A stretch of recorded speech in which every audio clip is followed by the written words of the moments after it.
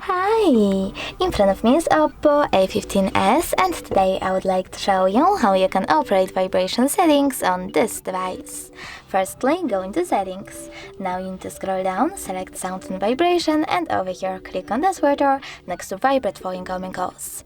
This way you can switch on or off vibrations for your incoming calls, but you can also tap on the switcher next to vibrate on silent to enable all disable vibrations while your device is muted. When you're ready, scroll down and click on the switcher next to vibrate on touch. This way you can enable all disable touch vibrations. Thanks so much for watching. If you enjoyed this video, smash that like button, comment and subscribe. Bye!